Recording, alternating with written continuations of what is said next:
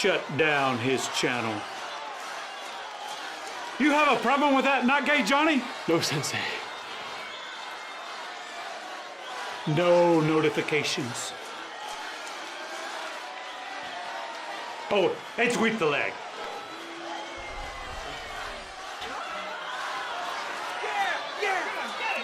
It's 2 points. Russo, Lawrence, nothing. Ready? Fight!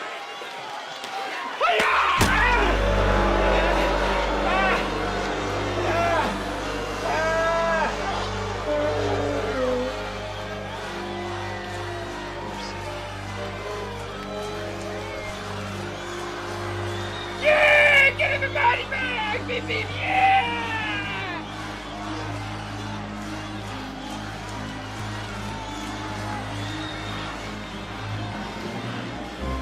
Finish him!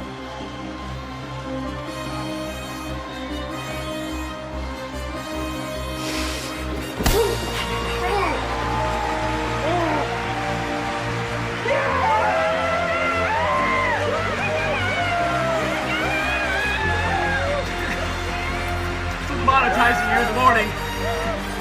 What?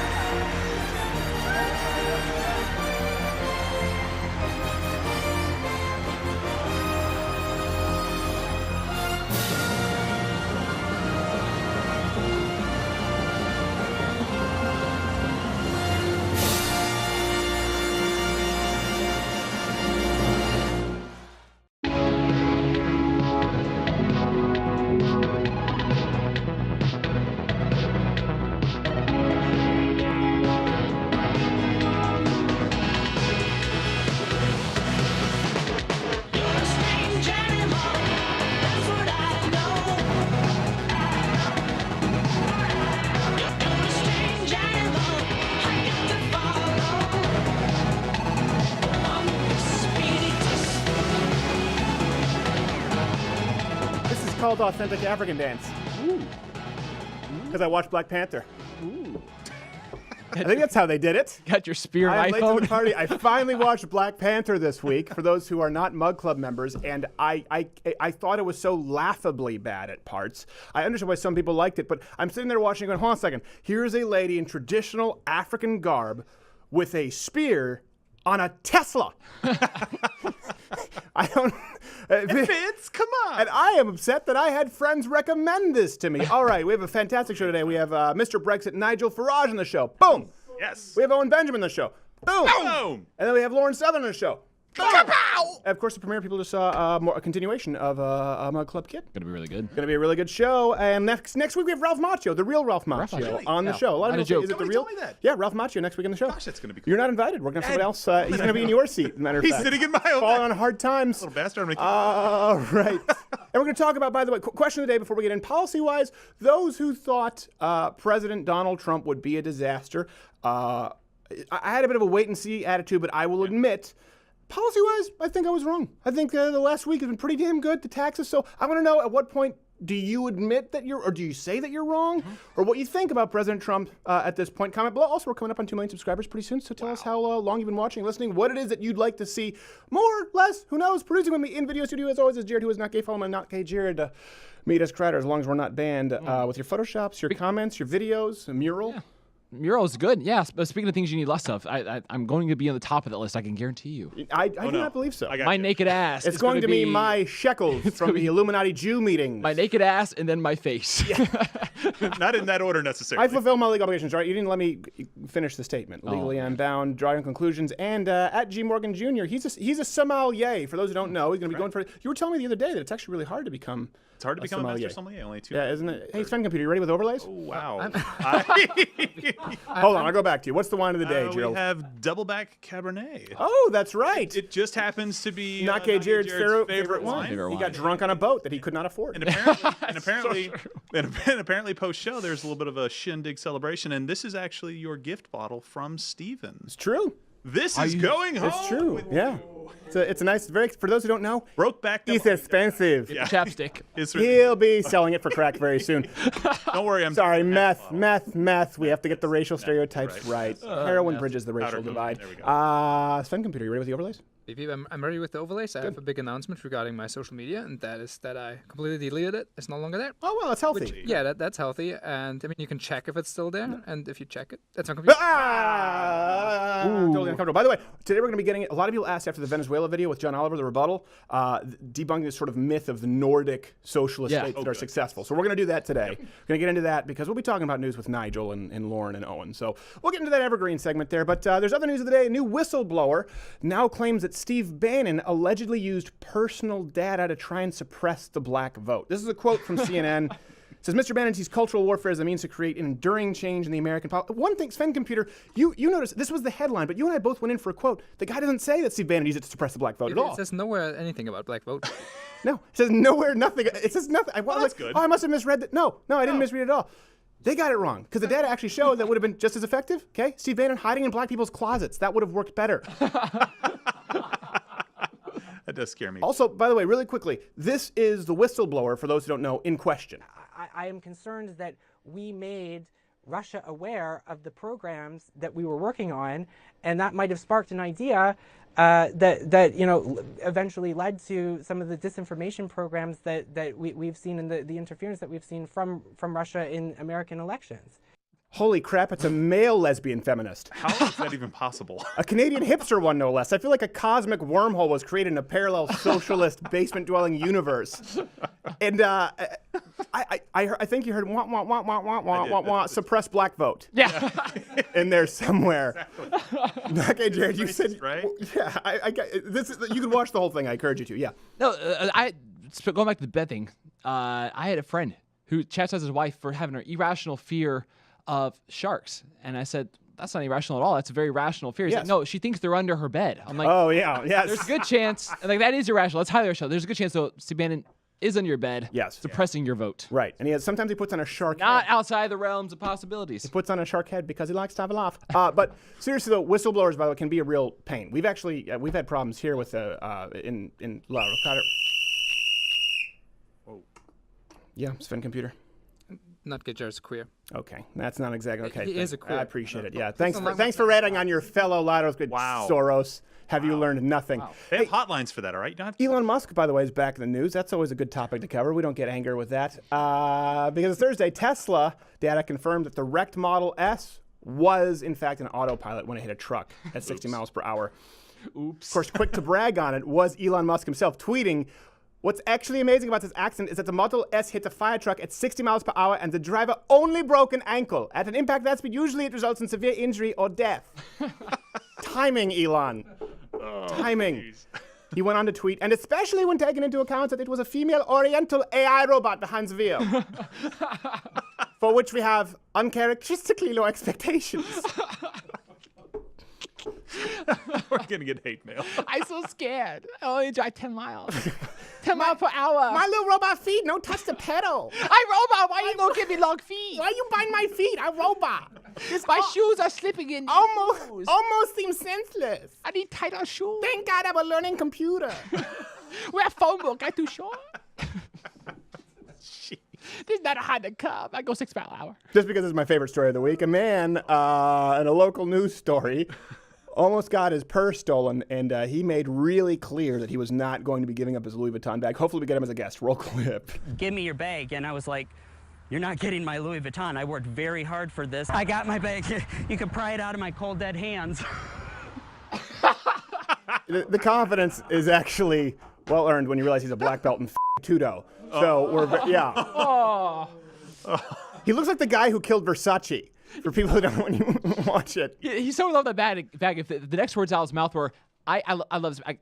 I identify as this bag." Yeah, I would not have been shocked at all.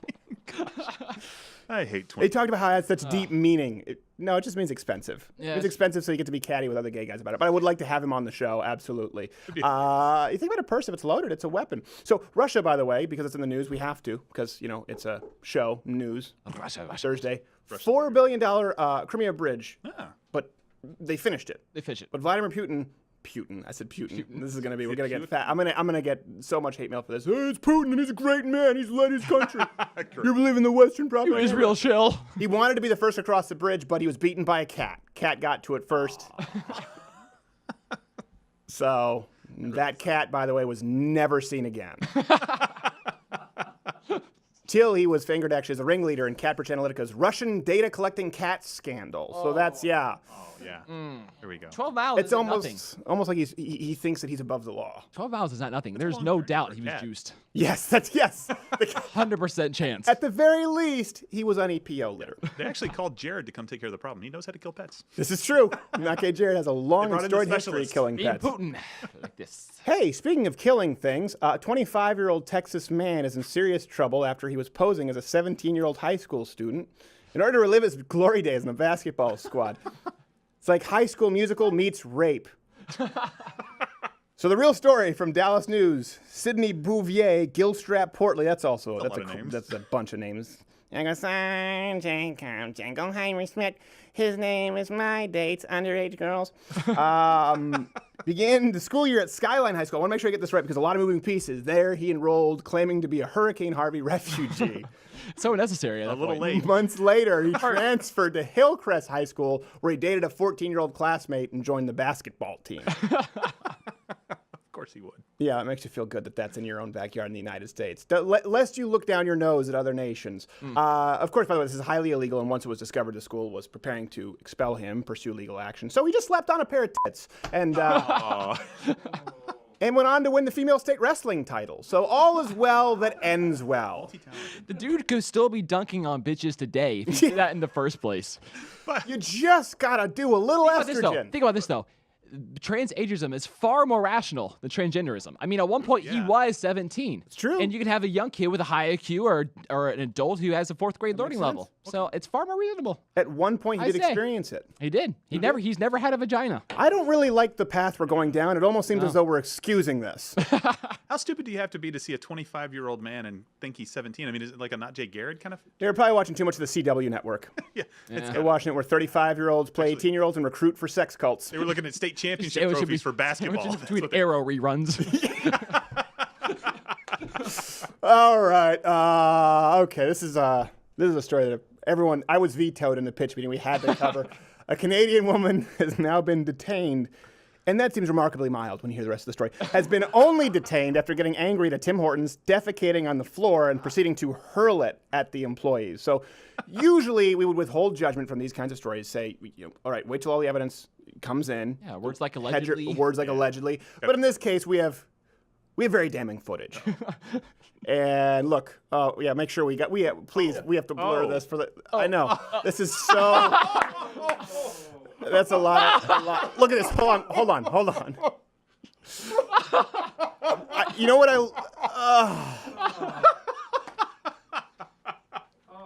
What I find so crazy about that is for those who are listening on the audio version, she picks up the feces, she throws it, and then she grabs a paper towel, and because she uses that like a sling, and then she throws the paper towel. So this is not the first time she's done this. And by the way, for those who haven't seen the clip, I know we had to blur. That's some serious velocity on that. Drafted, said the rebooted Montreal Expos. Curveballs and sliders have a whole new meaning. Yes. Oh gosh. I don't know how that applies to curveballs. That must be you because of the no colon Leave that thing. one alone. Yeah. How mad do you have to be to take a crap on the floor though? In the middle of a store. Well, it's not so much. Yeah, that's a good point. Or high. It's not. How high do you have to? It's about intent. Pooping spitefully is very disturbing. It takes a minute. She popped that out pretty fast.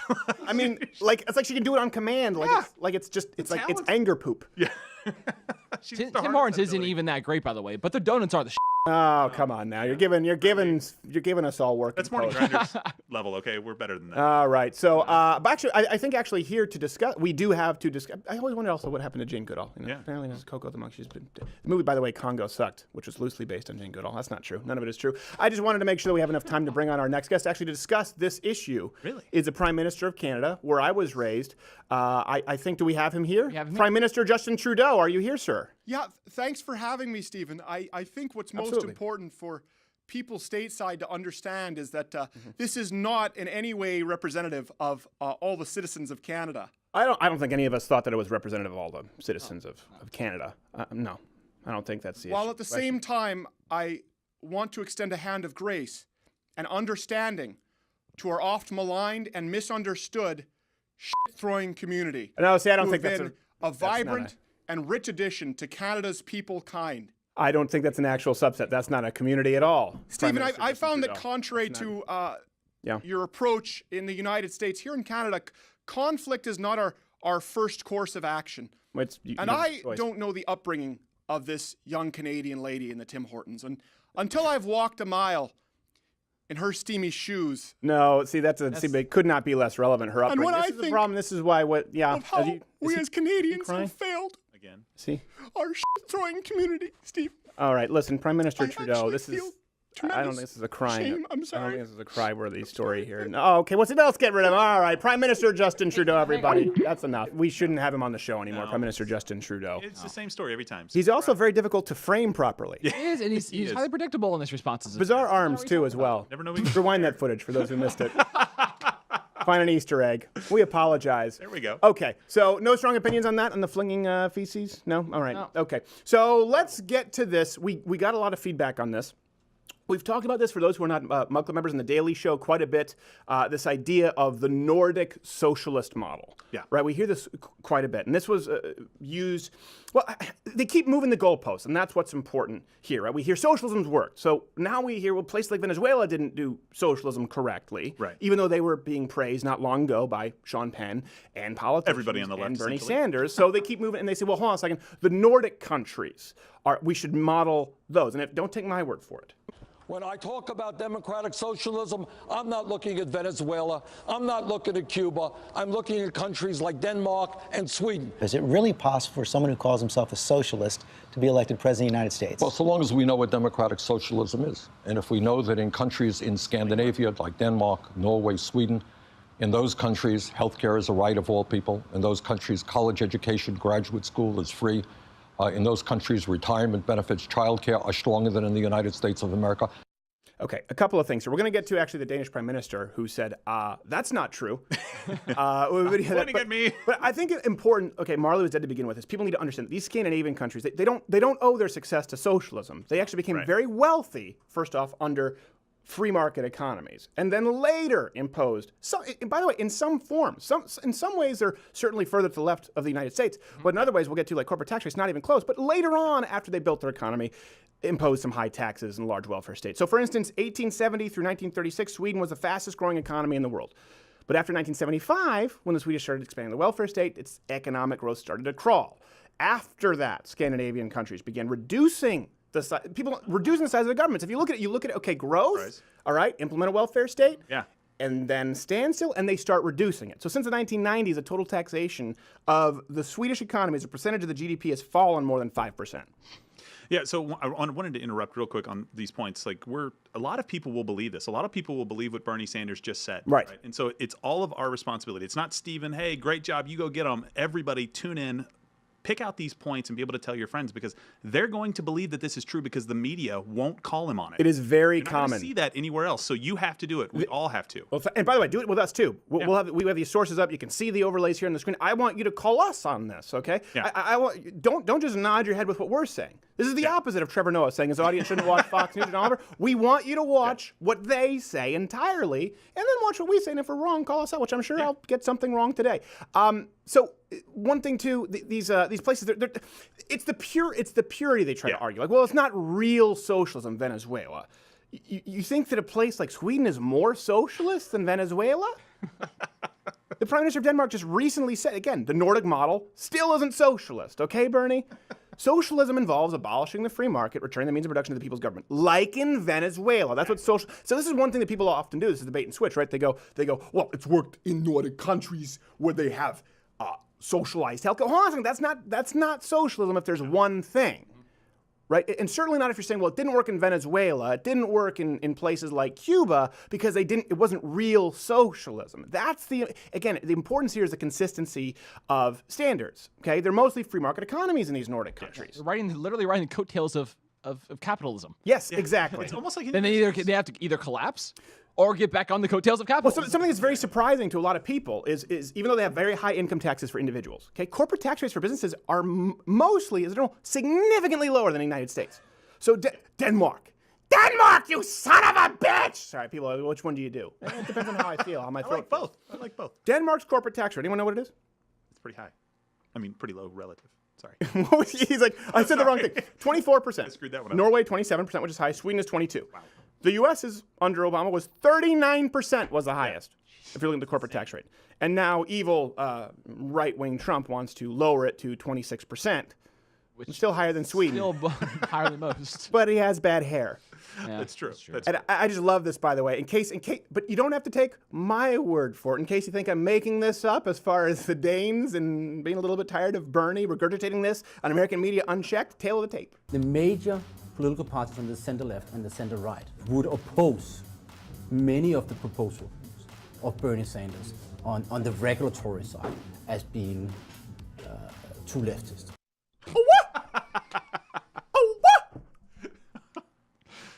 And I'm going to take what dead Johnny Mathis, Don Lemon has to say. Again, this is the last corner where they point to. We hear this all the time. They go, well, what about this country? We talked about the Sven computer.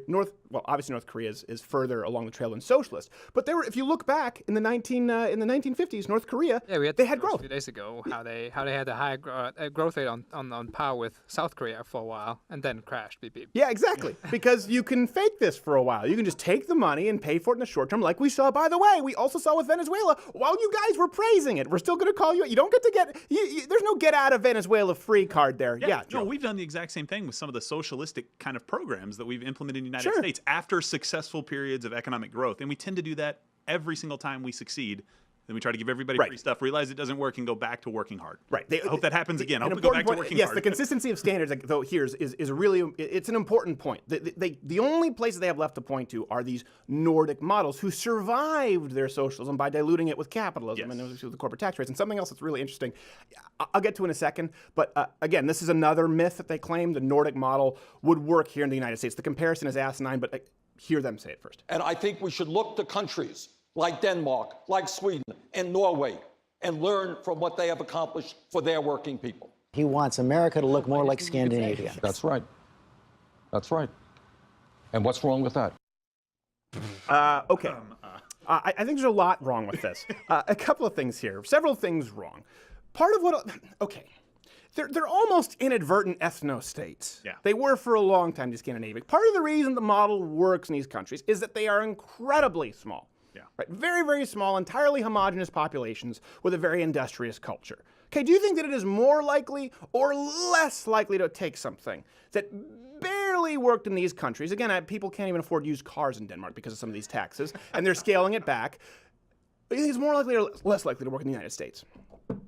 Just look at how we've implemented socialism here. It also really doesn't matter to look at Social Security, look at Obamacare, look at public education. These are not shining beacons of success in the United States. These are stains, generally speaking, on our history. Yeah. Just take really inefficient programs and supersize them. Yeah, exactly. You can't take a country that has the population of Delaware. That isn't, and by the way, has a national identity, which was based on being an entirely homogenous culture for a long time, not a series of ideas for a long time. I don't even know what Bernie at this point runs though on, because he's still throwing this out there. But at some point, with the success of Trump's tax cuts, what is he out there pitching? He can only point to more free stuff that these models have. Right, exactly. Going farther, it won't work. And by the way, the tax cuts more free crap from President Donald Trump now are popular. Yeah. There's a plurality because most people are actually seeing, they're seeing more money coming home in their paycheck. So I don't know what Brexit's more popular than ever. Yeah, I don't know what we'll talk about with Nigel Farage. I don't know what you do. I don't know what Bernie does. The wealthiest 1%, but I'm getting more of my paycheck though. The myth is gone. Once it's been implemented, you've been kind of like with democratic socialism. You've been fed a myth. Turns out I don't even like leaning. Yes. It took a while to learn. No, it turns. You've heard him sell you the Nordic model of socialism until you realize then the Danes say, no, that's actually not true. He's completely factually incorrect. You've heard him describe what the tax cuts were going to be, how it was only going to benefit the Koch brothers, and then you see it in practice. That's what's important. It's not just the words, but the actions. And again, first off, a couple things I find funny. This is going to change because of the migrant crisis. Yeah. And they've found different ways to solve the problem. Denmark just making itself as unattractive to migrants as possible. Finland already had that covered. Remember, they walked into Finland and said, nope, and they left. They had the corner on ugly refugee homes. Yes, there was nothing in Finland that they wanted. But a big reason that these countries are successful is their industrious culture. I know people are going to say, oh, that's a racist argument we're using. No. Listen, I'm talking about their history, these people, the kind of culture they've been steeped in for a long time. So this is something that I thought was incredibly interesting. Reg, our researcher, brought this to my attention. I did not know this until about 6 months ago. Okay? If you take these from Sweden, from Denmark, from these countries, and you transplant them to the United States of America, so you transplant them from these supposedly socialist utopias, their standards of living actually go up, not down. Danish Americans take the person, take the culture, transplant them. Their living standards are 55% higher than those in Denmark. Living standards of Swedish Americans are 53% higher than those in Sweden. Finnish Americans, living standards are 59% higher than those in Finland. The schnozberries taste like schnozberries. It's almost like there's a stronger correlation between industriousness and success than free crap. Exactly. It is so incontrovertible at that point. So these are, go back to, we said Delaware, but largely, let's say Ohio. Let's be generous, right? Not gay, Jared, you're a big fan of Ohio for whatever reason. I don't know, I hate myself too. What's been going on with the NBA? I don't know. We're not talking about that. But okay, we'll move on. That's a good way to set up for Nigel Farage. Let's get Jared as upset as humanly possible. Yeah, let's do that. So do we think it's fair to make this comparison? This is a genuine question. Do you think it's fair to compare, let's say, Denmark or, I don't know, Iceland or Sweden to the United States, a country of 300 plus million people, which is unbelievably diverse in comparison? Yeah, no. Okay, let's take another step. Let's say you think it's fair. You think it's a fair comparison, you still think it'll work. Well then, would we say that it's equally fair? Or maybe a more fair comparison, let's say like California, super liberal state in the United States versus, say, Texas. So blue policy, left policy versus right policy here in the United States. Bigger populations than a lot of the countries we're talking about. Exactly. And both in the same country. Would we say that's maybe more apt comparison? Okay, because Texas is actually ranked as the best state for business 12 years in running. Boom. There's a reason Jeff Bezos isn't scouting Los Angeles for the next Amazon. Worst, by the way, California for 12 years in running. Some of the highest poverty rates in the United States. And of course, the opposite of Texas. California has some of the highest taxes. Texas has no state income tax, by the way, and a surplus. That's right. A lot of people don't know how to make sense of that. It's like, well, so what do you mean? There's no state. No, there's no state income tax. But there's a surplus? Yeah. Yeah, we have more money. We have more money than we're spending. It's weird. More money? So much winning. What do you mean? Do me a favor, all you Californians, on this. Just remember this when you move to the state of Texas. Okay? Right, yes. Leave your policies behind. Well, the reason we use those two Check states ours out. is because they're both very large states. They're both very diverse states. They're both. It wouldn't be fair to, let's say, Big compare economies, California versus Rhode Island. Right? true. Or it wouldn't be fair to compare Texas and, I don't know, Wyoming. These are two very large states, both in top 5 states in population and in landmass. 2 states with a lot of natural resources, right? So they often use that with Venezuela. Well, it's the oil issue. Really? Try to imagine socialism without sitting on a giant bed of oil. It doesn't get any better. I can tell you how this ends. It's a choose your own path. And bread lines. Yeah. So it's a more fair. Texas and California were the purest it's the purest comparison we can have here in the United States. Unbelievably different outcomes, and a direct correlation with Californians leaving California specifically to Texas for work. If it worked here, first off, Detroit would be a utopia. We've talked about that. Not exactly. I highly recommend that you visit. Sure, some hipsters have set up some coffee shops and nailed some dockers to a tree, and they want to call it art right next to the meth fire. But comparing California to Texas, I believe, is a fair comparison, certainly more than comparing these countries to the United States. And even then, these countries are not the pure example of socialism. Let's not allow these goalposts to be moved. Call me on it. Call them on it. Don't just nod your head here in agreement. I want you to do the research. I want you to find out what socialism is. Read the definition of socialism. Read whatever books you want on socialism, right? Don't even have to take my word for it, like LeVar Burton. You're better off taking the word of a 6-year-old who recommends a book. I like the book with the pop-ups. That's absolutely fascinating, Captain. So I recommend you do research on socialism, okay? Then compare the list of Venezuela. Compare the list of places like a lot of countries in South America, of Cuba, with textbook definition versus the Nordic model. What's most like socialism? And then just throw them all out, because none of it really works that well. We have Nigel Farage coming up after the break. We have to have him. Let's go. Wonder. 2 and 2. P-O-G. Is virtue. Monetization does not exist on this platform, does it? No, Sensei! Notifications do not exist on this platform, does it? No sensei! Free speech does not exist on this platform, does it? No sensei! What do we say here? The way of the YouTube, sir! And what is that way? Safe spaces, no dissent, no notification, sir! I can't hear you! Safe spaces, no dissent, no notification, sir! Mr. Doc Gay Lawrence, warm them up. Aye! Preferred pronoun positions! Z, zero! C! Z! Zero! Zero! C! Z! Zero! Zero! C! Z! Zero!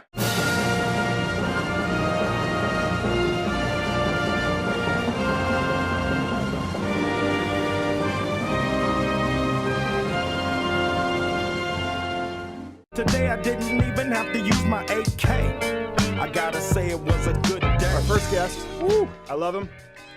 He's the Mac Daddy of the UK. Around here we say it pays to keep your Nigel hand strong. You know him as Mr. Brexit. Follow him on the Twitter at Nigel_Farage. Mr. Farage, thank you for being back, sir. Great to be here. How are you? I am so excited to have you.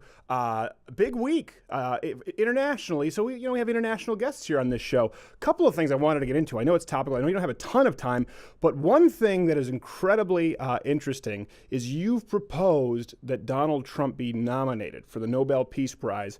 But your reasoning, I thought, was very interesting. Care to explain for people who aren't? Well, look, Obama got the Nobel Peace Prize because the committee thought he was so nice and so lovely that he'd do great things as president. So he got a Nobel Peace Prize for what they thought he might do. This president is actually doing stuff.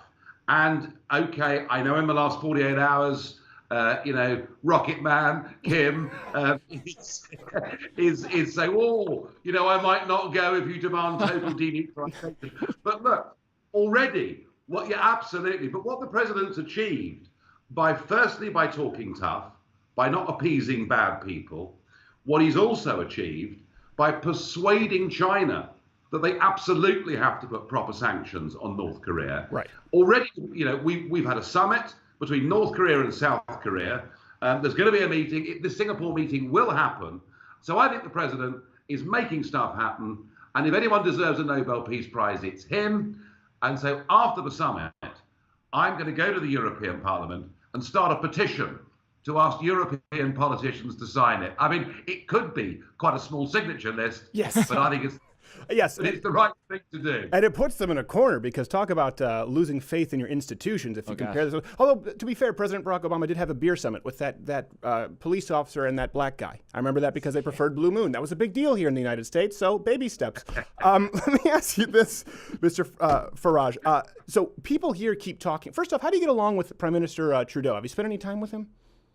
No, I haven't. He's a bit too trendy for me, I think. Yeah, that's a word we can use. People have been just complaining about the Brexit. Obviously, people on the left, and there's been this back and forth. And I like that you've just said, all right, put your money where your mouth is. You've talked about potentially, now it's a word I'm familiar with from Quebec, referendum, a second referendum on Brexit. Explain that because stateside, some people don't necessarily know. Okay, let me be clear. I do not want a second referendum on Brexit. We've had the referendum. We won. We beat the establishment.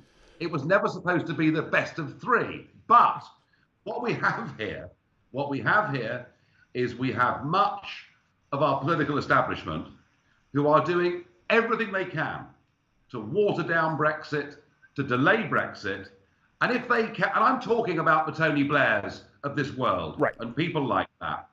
And if they can, they will do anything within their power to force us to vote again. And all I'm saying to people is, if you voted Brexit and you're pleased with the result, don't be complacent, because these guys may ask us to do it again. And if we do face that, it's the worst case scenario, but if we do face that, next time we're going to crush them. Yes, I want to clarify what I was saying.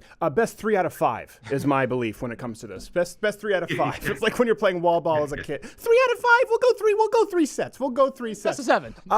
Huge week for President Donald Trump. Listen, I'm man enough to admit we talked about this week when we were incorrect. I thought the risk with President Trump is that obviously he's bombastic to a lot of people. He's a polarizing figure for good and for bad.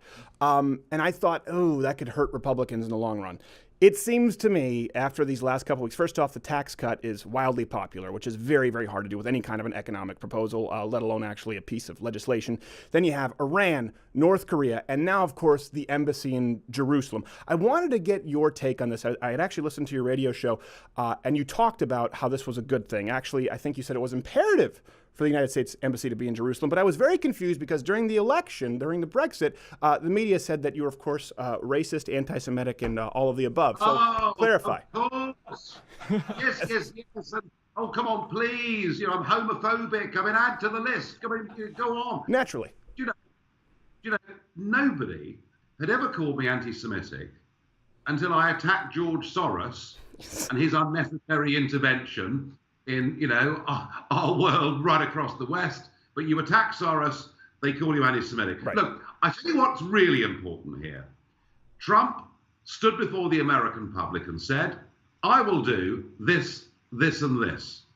I will break the Iran nuclear deal. It's not working. I will not just say, as the Bushes did and Clinton did and Obama did, that I'll move the embassy to Jerusalem. I will actually do it. Right. And the really important thing about Trump is that what he is doing is he is genuinely restoring voters' faith in a democratic process. He's delivering what he said he'd do, and all the others on both sides of the pond make promises to get votes without even having the intention of putting those things into practice. So I admire him hugely for it. And as far as Jerusalem's concerned, well, that line's now moved. Any future negotiations have to work on the basis that Jerusalem is the capital of Israel. Exactly. That's how it is. And if people don't like it, sorry, listen, we had elections. The guy delivered on his promise. By the way, he delivered, like you said, on Obama's promise. So just consider it. Clinton's promise. Just consider it a belated promise delivery from President Obama. Let's give him that one. Just like they're saying that, well, the tax break, they're going to hurt you 10 years down the line as it gets more popular. You might see some savings in your paycheck now, but 10 years down the line, let's just chalk this up for President Obama. 10 years down the line, Jerusalem embassy. Final question, Mr. Farage. Let me ask you this. We've talked about this quite a bit. Now, being raised in Canada, I have a lot of family in Canada. And you have two different points of view, right? That Donald Trump has hurt our standing abroad as far as how we're seen as Americans, respected. And then you have another point of view, mine, where we talk about Iran, Kim Jong-un, and actually seeing power through strength here. What is your opinion on that internationally? How do you think people view the United States right now? Well, look, we had 8 years of Obama, who, as I say, was given the Nobel Peace Prize, was treated by the British media as the second coming of Jesus Christ, this wonderful man who'd arrived and who put down red lines in Syria, which once they were crossed, he didn't respond to. And America's status across the world shrank within the course of those 8 years. What has stunned people about Trump's presidency more than any other single thing is right from the moment he got off that aeroplane in Riyadh, Saudi Arabia, his first overseas visit, is the way that he's carried and conducted himself on the world stage. Do you know, when he was in Beijing, walking around the capital of China, he looked so confident, I thought he was about to put a bid in to buy the place. You know, that's comfortable. I wouldn't be surprised if he did. Well, when he's finished as president, there could be Trump, Beijing, you never know. Yeah. But no, honestly, he's achieved amazing things on the world stage. And when he speaks, people listen. And I think they also know Trump does not appease people. Yes. If Trump says, you're a bully and I'm going to stand up to you, those bullies swallow hard and say, this is one president who perhaps means it. Yeah. And as a result of all that, America's standing in the world is far greater than it was when he took office. Well done him. I will absolutely agree with that. Sometimes he almost doubles down where someone's like, well, I'm really not a bully. And sometimes it's justifiable. Like, oh, he's not a bully. And Trump's like, no, he's a bully. I already decided. To be fair, the second coming of Christ with President Barack Obama, I hate to fact check here, but it was misleading with the verses and Revelations talking about him being raised in Indonesia, doing cocaine with his college professor. It's very, very easy to get that confused with the end times and make a false prediction. Mr. Nigel Farage, Nigel_Farage on Twitter. Thank you so much, sir. I know you're busy. Appreciate you taking the time, sir. Thank you. And we'll be back after this with Owen Benjamin, Lauren Southern.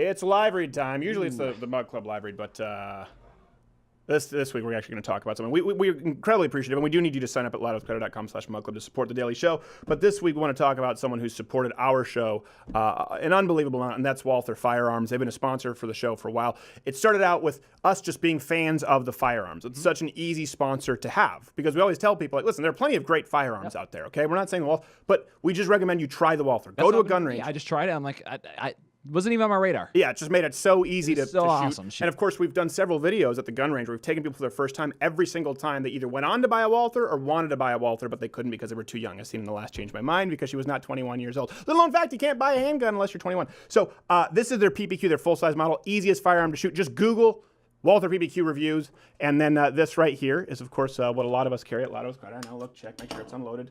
That's the PPS, of which I'm a huge fan as well. Walther Firearms, just try it. Go to a gun range, go to a firearm range, try it, and see if you like it, because they've had the balls to stand up and actually support this program. And there aren't a lot of people who do that. We've actually had people ask us to not mention their products. I've just talked about products on air incidentally. They say, can you not do that? We don't want to be associated with this show because, you know, we want to go on. We want to make sure David Hogg gives us a shout out on his Instagram. So Walther Firearms, thank you guys so much. And if you want to support a sponsor that supports the show, and it's a great product anyway, Walther Firearms. Louder with Crowder Studios, protected exclusively by Walther.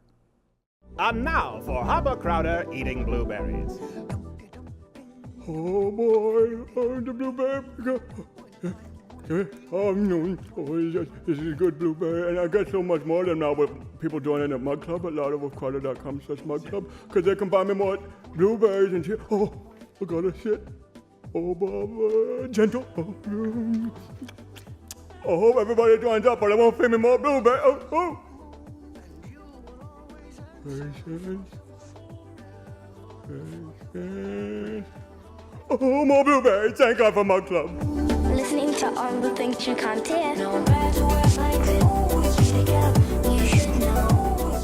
Get the ball back, get the ball back, get the ball back, get the ball, get the ball, get the ball back, get the ball back, that ball. Get the ball back, get the ball. It's your ball. Is he saying get the ball or get the bomb back? The ball, because that would be distasteful this week. That would be a little distasteful. Prepare for that. As a matter of fact, it's distasteful any week that like you did not Hamas see still the has future. control of the Gaza Strip. Really good to have our next guest. We're going to have a little ditty on from him later on the show, the last commercial break, but right now we're just having him as a human. As a human. Because he's a human being as well. You can follow his tour. He'll be touring the Pacific Northwest here soon at hugepianist.com. And his YouTube channel, I think, is Owen Benjamin Comedy. Owen, do I have that right? You do, my friend, and I am a real human being. Yes. I'm a human being. Anyone else name that movie line? I know Owen knows it.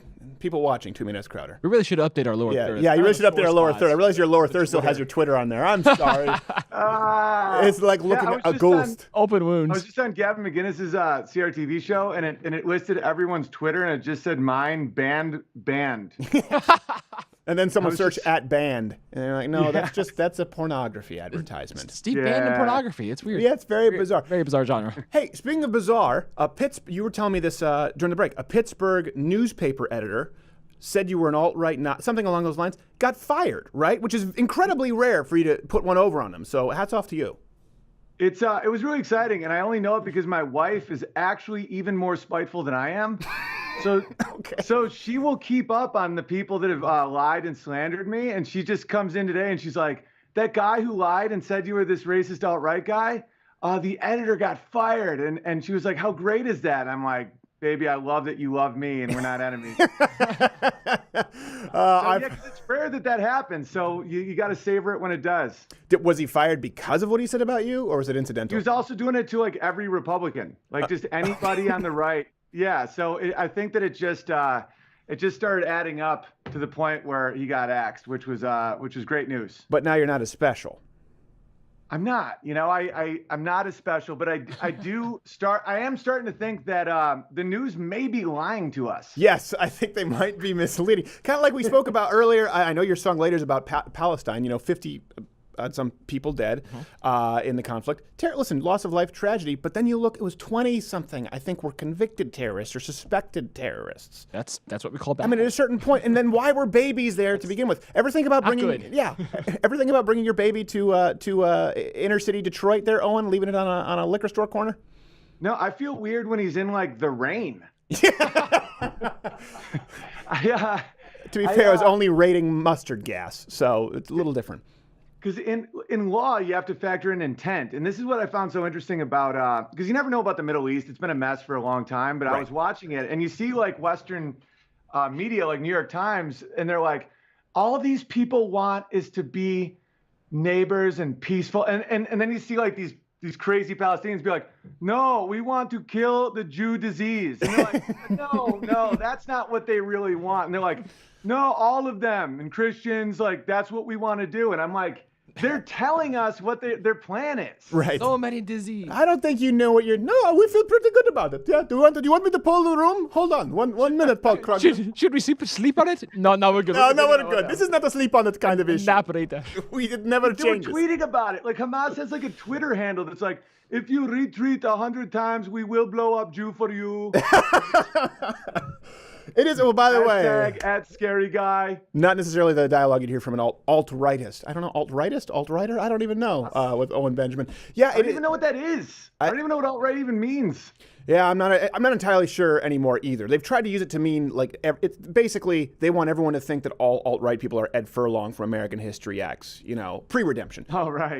But I don't know. I don't know what it means anymore either. It seems like it's been so. This is what the left has done, right? They've diluted it so much it doesn't mean anything anymore. Just like they've screamed the Trump sky is falling for so long that no one believes it anymore, and it makes them bulletproof. It makes people like you bulletproof. No one's going to believe them anymore when they say that Owen did something shocking and alarming, which you probably will do. At some point, but it will involve more probable, like a slingshot in my neighbor's windows or something like that. Yes, exactly. Like I think it was Steve McQueen and Frank Zappa. He shot his windows out with a shotgun because he wouldn't turn the bathroom light off in Malibu. That's amazing. I could see. Yeah, like race is probably one of the last things I would ever rate a person on. Like for me, it's a lot more about height. Yes. And let's just say I like your height, buddy. That's one reason why I think we became such good friends so quickly. We respect each other's height. I appreciate it. One would say that you almost have an unfair advantage being 6'8", though. That is. Yeah, but I went too far, though. I went too far. I went past the money zone. I can't ride on roller coasters, and I'll die before you. This is true. Yeah, this is absolutely true. Your heart has to pump it to all your limbs. And hey, I found this out today. Baby aspirin. My doctor spoke with you should know this, Owen, as a big guy, because you'll die young. My dad was getting tested, and they said they were doing all these tests for sort of your sort of, I guess, your risk ratio, the risk assessment for coronary heart disease. And he said, well, no, good cholesterol, good blood pressure, all this exercise, diets. He said, but my dad did have a stroke.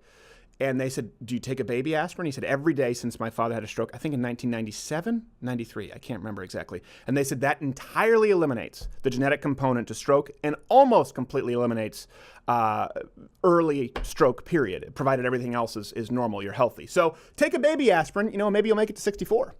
Yeah, but most of my family lives real long. But back then they were like 5'11", but they were like lead miners. Like they were still the tallest dudes. Yes. But I think I got enough nutrition now to really enter a bad zone. So I might have to get into baby aspirin. Because like if I get hit in the foot, I don't feel it for like a half hour. Yes. Yeah. Well, enjoy it while you can. Of course, I suspect my doctor's been paid by Big Aspirin. Big Aspirin. He's collecting those $1.50 CVS generic brand aspirin. checks. Yeah, people are just freebasing baby aspirin. Yes, exactly. Okay. Oh, and where are you going to be next? You're touring, so bigpianist.com. I know you said the Pacific Northwest. Huge pianist. Why did I say huge pianist? I'm sorry. It's all good. Sometimes people mess up how I describe being a pianist. Yes, I will be in Portland, Richland, Washington, and Bellevue, Washington. And you can get tickets at my website and also at my YouTube channel. I do live streams every day. Jamming piano. Owen Benjamin Comedy. And what dates are they starting the Pacific Northwest tour for people who don't know? June 2nd, 4th, 5th, right in that zone. And it's going to be a blast. Most of them are already sold out.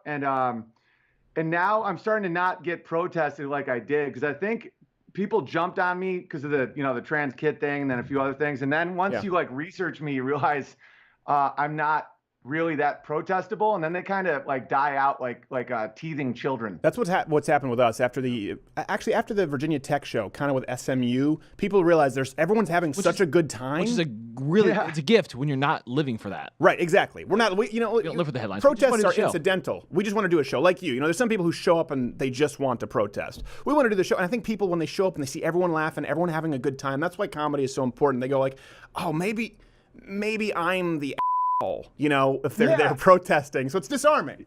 Yeah, it's like that old joke where two Nazis are standing next to each other, and one's like, "Hey, Franz, we have skulls on our lapels. Do you think we might be the bad guys?" Yeah, I remember that. Was it? Where was that? I know you told that. I don't know. That's an old one, but it is. That's exactly it. And I think they have this realization when they're there. And he gave me flack for not getting Huge Pianist correct. I know. He doesn't know what city he's going to be in. Anyways, you guys can check it out at hugepianist.com. Owen, we have to go. You'll be back with your song during the commercial break. Thank you very much, sir. And thank you, brother. I believe, do we have... We're connecting now. We have Lauren? Got her. She's there. Oh, okay. At Lauren_Southern. Lauren, thank you for being with us. Absolutely. Glad to have you. So now you're back in from Owen's face. Yes, refreshing change of pace from Owen's plenum. Now you're back in Canada because you're not allowed in the UK, right? I have that correct. Yes, that is correct. Because I'm gonna see how many countries I can get banned from before I'm like 30 or something. Yes. How many was it? Italy and the UK now? I'm not banned from Italy yet. Working on that though. I have trouble getting in. Okay. I'm gonna try to verse Brittany Pettibone at it. We'll see. Okay. So, all right. So now, is it all of the UK? Yeah, it's all of the UK. So I can't even. Oh wait. So there's kind of an alliance against you, really, with the. That's so much cooler than me. I'm just banned from a few select movie theaters. This is true. Yeah, in Ohio. Yes. Yeah. I'm banned from Patreon too, I guess, but that's not quite a country yet. No. Once we start having corporations buying their own islands and creating their own nations, then maybe I'll be banned from some more. Yes. Well, Patreon, little known fact, has 1,800 times the GDP of Ghana. Also the first country Barack Obama visited. So there's that. You could put that as an arrow in your quiver. You'll probably be banned pretty soon because you've been doing this film called Farmland, right? I wouldn't go back to South Africa. So even though I'm not officially banned, right, I've been getting calls from people saying, do not go back to South Africa, whatever you do. But yes, my film Farmlands, it's been a nightmare getting it done in the background. People are like, where is it, Lauren? Where is it? But it will be out this month, 100%, on the crisis going on in South Africa with the farm murders, the crazy anti-white policies coming from the ANC, and just the overall chaos, drought, and nightmare that South Africa is right now. Yes. Okay. Well, so you're not going back to South Africa anytime soon, but I don't know that they would necessarily have you. We'll call that one a wash. For people who don't know what is going on here in South Africa, citizens are taking tactical training themselves. I know you've talked about this, and it's in your film Farmlands, and I appreciate that, by the way. It's going to be. She's not pulling an Anita Sarkeesian. The film should actually be completed. It ran into strong woman, hurdles, overcomes them. She jumps over them, like Bruce Jenner before he was Caitlyn. Used to be known as following through. Yes, used to be known as follow through. Now they're arming themselves. They're learning to protect themselves against. This is something that people miss: government-backed marauders. As a Canadian in a country where it's very difficult to obtain firearms, or certainly the Second Amendment is very foreign to them. How did you relate to this, seeing this in South Africa, and did it ring some bells for kind of thinking stateside, the Second Amendment, and how important it is? Yeah, so it's actually extremely difficult to get firearms in South Africa as well. When we played the trailer for Farmlands, we had some footage in someone's window and it was showing firearms on the wall, and I was worried because tons of people were like, Lauren, you're trying to exaggerate. Those are just paintball guns on their wall. Those aren't real guns, which is true. Most of the people buy paintball guns so they can stock up with pepper balls and everything for self-defense because they can't get real guns. We met up with a woman You wouldn't know that seeing the South Africa, but just in general, that'll only piss them off. That's why Trevor Noah got the hell out. A government-backed marauder on crack. I don't think a pepper paintball is going to do it. But sorry, continue. Yeah. So people try to defend themselves in all kinds of ways with electric fences, paintball guns, the rest of it. And for the few people that can get guns, which they are desperately trying to get them now, yes, they are practicing self-defense because the government has basically given a free-for-all for the Bantu blacks to take white land, which important thing here for people to understand. The Bantu blacks, which are the tribes that run most of the ANC government, are not indigenous to the land. The Khoisan natives are, and the Khoisan natives are not getting any of the land from white people that is now being redistributed by the government. So there's an all-out attack on white people right now for their land. The government has said, go ahead, take it. In fact, we're going to go in and forcefully take it.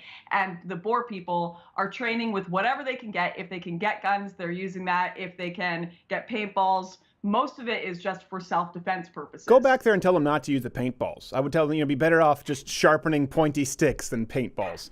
They'd be better off trying to find an Acme anvil that they could hit a button and drop on somebody. That's a more realistic expectation than fighting these people off with paintballs. Work for Rwanda.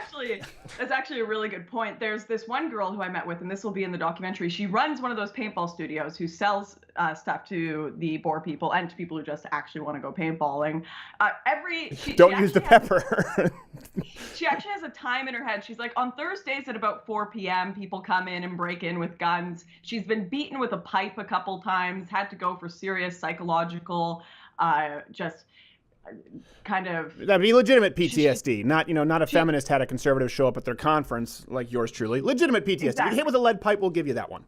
Exactly. She has serious PTSD, but she talks about it so nonchalantly. She's like, yeah, at about 4 p.m. on these days, they come in and rob me. Right after we interviewed her, 2 days later, she had another armed robbery occur, and she's now moving out of the country, sold her paintball shop. But there you go. Can't do much defending yourself with paintball guns against literally having your place broken into every single day. It's bizarre. I want now I kind of want the pepper paintballs just for next time we go paintball. I shoot it right in your mask. It would be like Michael Caine using the anesthesia in his mask in the Cider House Rules to fall asleep. Just breathing it in, your eyes watering. The last time I went to paintball was not very fun. I could have used a pepper paintball. That's true. These guys were wiping like it was their job. Let me ask you this. This actually relates to, obviously we've been talking this week. We just spoke with Nigel Farage about this. The embassy in Jerusalem. It's these completely unrealistic standards. Not only unrealistic, completely inconsistent standards. Why do we not hear... I know why we don't hear. That's sort of rhetorical. But isn't it remarkable that we don't hear from the left here where we're talking about gross violations of human rights? Let's remove the race portion from the equation. Just violations of human rights. Same thing when we're talking about Hamas, who have it in their charter, the destruction of all Jews. We were talking about this when they were at the wall planting mines. They go, look, these babies were killed at the wall by Israel. Why did you bring a baby to a war zone? They're so tone deaf. On Vox, they released a video about the history of Palestine and Israel over the fight over Jerusalem. They're showing footage of them throwing junk at walls and exploding things and with the sympathetic tone narration over top. I'm like, are you watching the same footage you're showing? Yeah, I know. I don't think they understand. It's just, for example, if we were in the States and we, as Hamas, started putting rockets or a nuclear arsenal, obviously they don't have nuclear weapons, in grade schools or in churches, of course they would be furious. But we lose our minds over clear backpacks. Yes, over clear backpacks. Why do you think it is that there's no talk of South Africa? Because there's a comparison there from the left where they say that Israel's an apartheid state, which it's not. Why do you think you're the one who has to make this film? Well, there was plenty of talk about South Africa during apartheid era, which obviously there were gross human rights violations. Then obviously they had laws that specifically separated whites and blacks completely, whole Jim Crow style stuff. Right. But as soon as that was taken away and the Rainbow Nation narrative was sold to everyone, Nelson Mandela has created this nation where it's going to be a perfect communist progressive utopia. Left kept with that narrative, and as things started to degrade, the rand started to go down in value, crime started to go up because they stopped enforcing the laws properly, and of course the South African government has introduced quite literally anti-white laws. Of course the left isn't going to talk about that because that is not sympathetic to their narrative. Right. It's frustrating how obvious and predictable this just repeated behavior from the left-wing press is.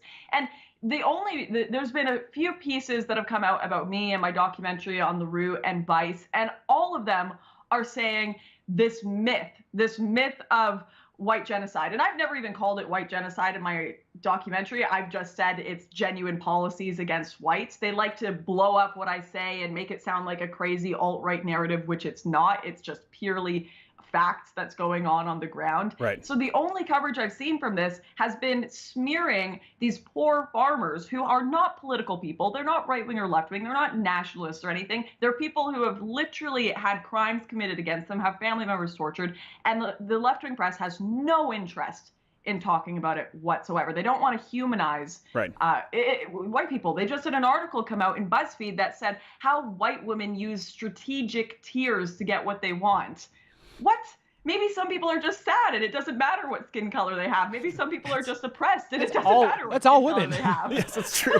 That's what I was going to say. All women a couple of times have probably used that at one point or another. Starbucks and you get addicted. I don't begrudge you. You know, you guys use the tears. We use Mel Gibson voicemails. This is what happens. We have different ways of expressing ourselves. But I'm glad that you touched it. By the way, just to be clear, South Africa has never gotten it correct. Apartheid didn't get it correct, and now it's not correct. They've never gotten their crap together.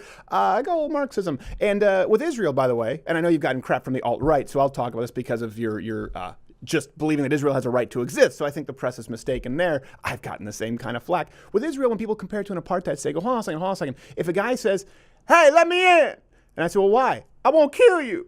And I don't let him in. It's not because he's black. It's because he said he wants to kill me. That's the apartheid state we're talking about with Israel. It's not so much the melanin, so much as the loaded gun aimed at me through the window. At Lauren_Southern, where's the best place for people to go and make sure they don't miss this film? Well, my YouTube channel, Lauren Southern, if you just look that up, if it isn't banned, hopefully in the next bit, much like my UK and Patreon situation, it will be up there for free for everyone to see. The point of this film is for as many people to see it as possible, so share it on Facebook, Twitter, wherever. Want to get the word out of what the heck is going on there. So at the very least, we don't make the mistake again, or maybe even we can prevent worse crisis going on in South Africa in the next bit. Yes, the solution is send those farmers Walthers no more pepper paintball guns. We must go. Lauren Southern, dance us out. There you go. Look at her.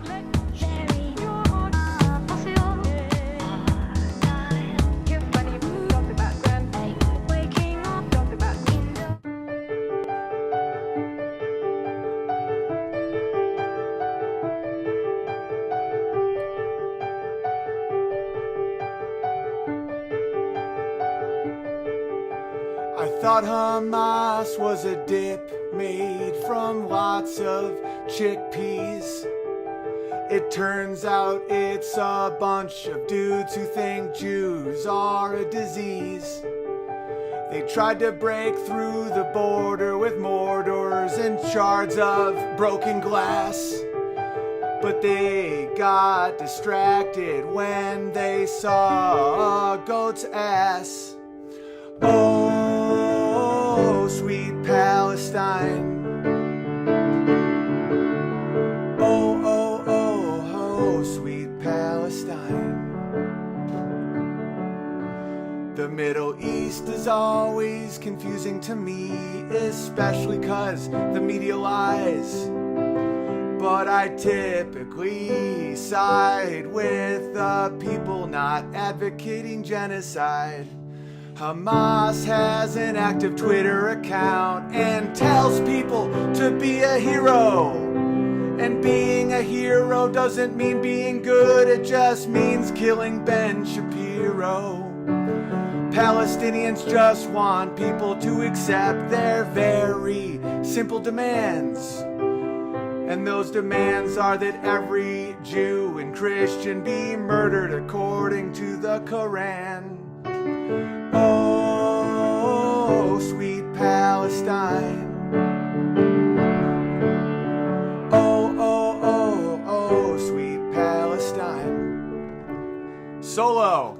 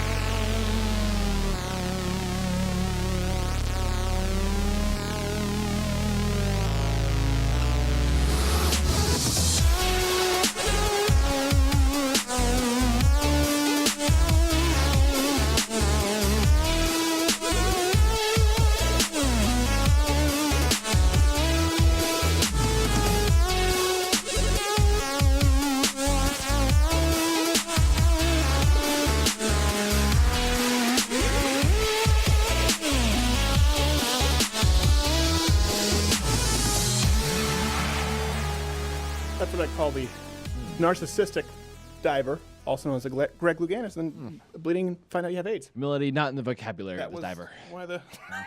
Oh, no. Greg Does that make Louganis. sense? You probably don't. You're probably too young. You probably don't even know the Greg Louganis story. He was a diver in the Olympics, and he did a backflip, hit his head in the board, and bled all over the pool. I saw a crazy video that was kind of like that one time. It was gruesome. No, that wasn't a was- professional diver at all. No, that was probably is why. That was Louis Diamond Phillips playing him in the Greg Louganis story. Oh, okay. Yeah, Makes more I think I know what you're talking about. Thank you so much, Nigel, Farage, Owen Benjamin, and Lauren Southern. Very much Always a good time. appreciate them being on the show. Next week we have Ralph Macchio. I know on Thursday, and I don't know. We have an Rucker awesome Vin lineup on next Tuesday. week. And we have a Colin Monday. If this goes through, we have another Change My Mind on Israel coming up here next Tuesday. We're not entirely sure because we're waiting on a location, but we'll see, and we will keep you posted because that's one that a lot of people have requested, and also one for which many people have asked that I be killed for my Jew money. Sure. You had a point that you were making earlier today, actually, as Yeah. we were going through the pitch, which I thought was important and interesting. I've been thinking about the Denmark thing, and you were surprised by it, and I was surprised by that they live at higher standards of living, 59% higher in in the the US, US. which is insane. Yeah. And I think what's funny about that, we talk about industriousness. Your values and your work ethic and your culture play such a huge role in the success of anything, a family, a country, a city, your economy. And the left can't talk about that. No. Because all cultures are equal in value. Right. It's a discussion they can't even have. Yeah. We can't even address it. It's a good point, and it's And, one that we. and it's to the detriment of those of cultures that could use some guidance, right, to figure things out and fix some stuff. Isn't that ironic? Because they talk about being progressive, but you can wipe out a civilization by just allowing the degradation of culture. It just takes one generation. And that's actually funny that actually I'm a little worried about that. I know everyone says this with their generation, right? Kids these days. That being said, at some point there is a tipping point. At some point there is an actual kids these days. So you always do kind of wonder if you're the kids these days or your kids are the kids these days. And I was actually watching. Yes. And I was watching the killing of you saw the OJ story. Yeah, the true crime. The next one was the killing of Versace. By the way, Westworld sucks this season. A lot of people got mad. It's terrible. I loved season 1. Westworld is please not waste. After episode 4, I tapped out. Every single shot was a slow-mo shot, and the reveal's like, okay, this one's a host. We get it. It's a robot. Please move on. Back to the Ed Harris story, which is the only storyline that has any loose ends to tie up. Anyway, Westworld, terrible. But I was watching the killing of Versace, and I was watching it with my wife, and I'm never going to use the word trigger warning, but if you have kids watching, this is something just because it is a show that obviously is not suitable for children. So take a minute. All right. Versace, once Ricky Martin takes a guy and throws him belly down on the bed, rips off his pants and starts going to town, I was sitting there and I turned to my wife and I said, this is on FX, right? And outside of the fact that they don't happen to say the F word, it's a strong R. I mean, it's a strong R. Yeah. I think it's on FX, right? I don't know. I could. Sounds right. It's on a network. It's not just a Netflix or Hulu show. No. And point blank shots through the head. I remember seeing that for the first time, being shocked as a kid. I think it was Saving Private Ryan, actually, whenever I was allowed to see it because it was a war film. Now you see it gratuitously all over the place. And I know everyone complains about these things later on, I understand, but it really is at a point where we are spiraling that drain really quickly. And I do worry, listen, I'm an adult, I can handle it, and I don't think that it inspires school shootings, but I do worry about my future kids. If, my wife and I said we can only ever watch anything in our bedroom away from them first to make sure that it's okay. Well, yeah, not it's everything so bad. in life is subjective. Like we have empirical data on a lot of things that determine success and the well-being of a culture, if it's full of filth and bad Westworld episodes that talk about bleak Westworld. But here's the thing. It's not the Yanni Laurel thing. It's not just a matter of opinion. Right. How you see something. Like we have data. We have information. It's not good to expose children to these things young. Yeah. It's not good to expose children to things that are hypersexualized, hyper-violent, but as long as they don't say the bad words. Yeah. And that's the thing. It's like, well, you didn't say the naughty word, so that's okay. Which always bothered me, the hypocrisy that you would get often. That was the easiest thing for Christians to check on the box, right? Was I didn't say the naughty words. Like, well, hold on a second. What about your actions? Yeah. And this makes sense why, obviously, the kill. But one thing I do like about the Versace thing, though, we're kind of past that's a negative gay stereotype, right? It used to be Will and Grace. Once they got the domestic rights, now it's like, okay, yeah, Versace. It's just a bunch of gay people having sex, getting AIDS, snorting coke in clubs, because that's what happened in Miami. You want us to lie about it? No, thank you. I'm glad that you guys made that, because now we can do the sketches we want to do. So it is well done. It's a well-done show. I'm not taking that away from it. But I am concerned when I watch these things, and I don't know the kind of world that my kids are going to be raised with. And I think that everyone out there, even if you're a secularist, I don't care what religion you are, you have to look at this and go like, gosh, that's pretty rough. I don't know if I want this dancing across the screen when my kids are raised. But it's about words versus actions with the left. I highly doubt the people from the far right are the ones creating the killing of Versace. Just in case you were wondering. I don't think they'd be allowed to make far right mafia. Yes, if they pitched it and they happen to have a voting record of ever voting for a Republican senator, like, nope, we're not allowing you an EP credit on this. There's no way we're getting away with that one. We work by killing people off and denying blacks the vote. Yes. South. And busing people in by giving them free sandwiches. And it also brought me to this other point. We kind of were talking about this today. So talking about actions. Owen Benjamin, Lawrence Southern, Nigel Farage. What do they all have in common? Guess on this show. Really good looking. They're all good-looking people. Yeah, Nigel Farage has that sort of rustic charm. Yeah. I can see it. Mm-hmm. I can see it. Sometimes I feel attracted. And the guy is... Picture. Talk about being an alpha in the room. When the guy just walks in the room, it's like my body is almost availing itself. Like, what is happening? This guy is just... I'm straight. But Lawrence Southern, banned from England, the UK. Mm-hmm. Owen Benjamin, banned from Twitter. Banned from Pittsburgh, apparently. Not a bad place to be banned from. Nigel Farage. Obviously, they tried to ban him. I don't know if it was Canada. They've tried to ban him, and he's persona non grata on the media. All of these people have faced serious, severe discrimination, have faced serious backlash, have taken some serious hits, some dents for their views. And again, if we're talking about, you think that maybe these people are just profane, you think that maybe they're just wrong, they're horrible human beings. Okay, but then I ask you, is it worse than what they express? Is it anything worse than what you'd see on Westworld? Is anything worse than you would see in The Killing of Versace? Is it anything worse than you see Don Lemon, dead Johnny Mathis, expressing that night on the news? I would say no. Lauren and Nigel certainly aren't profane people. Owen, if you go see a show and it's a late show and he's had a couple blue moons, he can go around the bend a little bit, but it's not mean-spirited. The point is, again, they have the wrong opinion. So we're in an age with culture where... First off, we've eliminated actions, right? Your actions don't define. It's the words that you use. And that's one thing. And that's why words keep being taken away. We just retroactively had an old meme from Facebook. Did you see this? Removed. No. It was 2.5 years old. Which one? It had the word tranny in it. Hopefully they don't comb through our video catalog.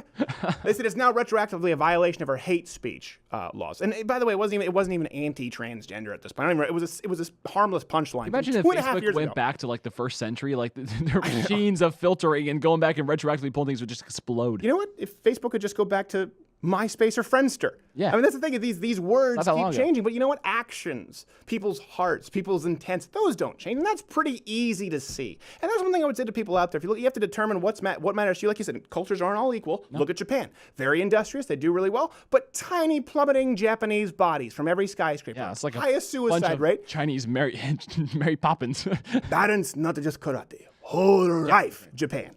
Okay? You got to get your life in balance. The work is good, okay? You give us some cool technology, but it's no good to you if you're falling out a window by the time you're 52 years old. So there is a difference. You can look at it statistically. And there is a difference in how people live their lives, the culture that you have within your own family. Before you get to this is why family matters, the nuclear family.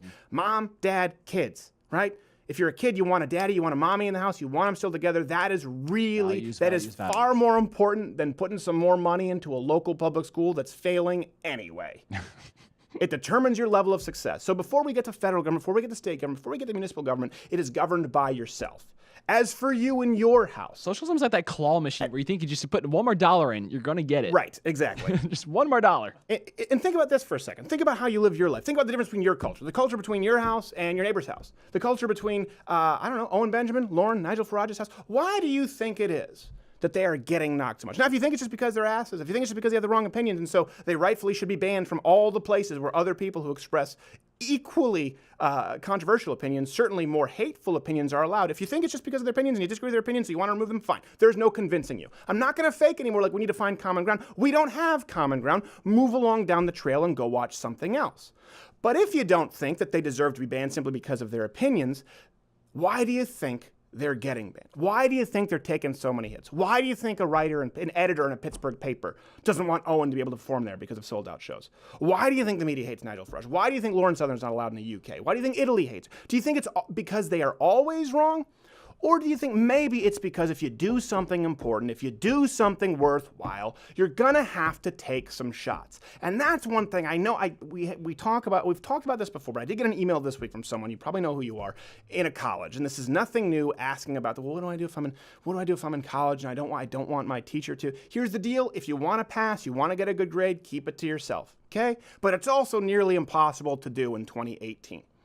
If you express an opinion that is unpopular, if you stand for something at any point, and I don't even care if you stand for something with which we would agree, you're gonna take some shots. And if you live a life where you don't take any hits, if you live a life where you've never been banned, if you live a life where you've always been popular, if you live a life where everyone's always said, gee golly, man, he's a nice guy, and that's the first descriptor they use for you, and the last descriptor, nothing wrong with being a nice guy, but if it's the only description that you're going to get, or woman, ask yourself why that is. Are you living a life of consequence? There's nothing wrong. Someone said, a man will be measured by how many friends he has. Sometimes you're measured by how many enemies you have as well. Because I'll tell you this, I've had people in my life, we're talking about a culture, there are cultures that are easier. We talk about leisure cultures, absolutely, a lot of Europe, Greece, hint, hint.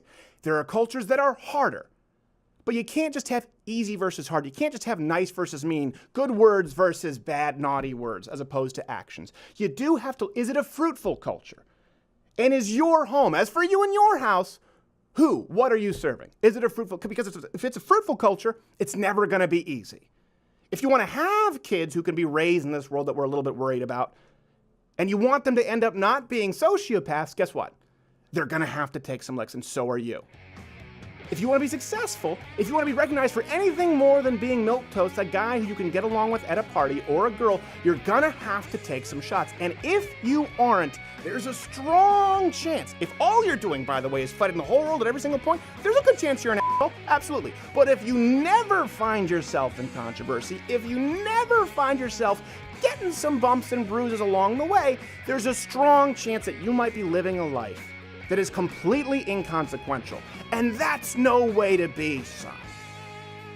So to the guy who wrote to me about college, you gotta make a choice. You wanna pass? Keep it to yourself. But at some point, you're gonna have to make a decision. And if you're getting hit, it means you're out there with the puck. It means you're out there taking some risks, and that's okay. That's not always a bad thing. We'll talk to you next week. Speaking of getting hit, Ralph Macchio, he'll be there. Ooh, he got me.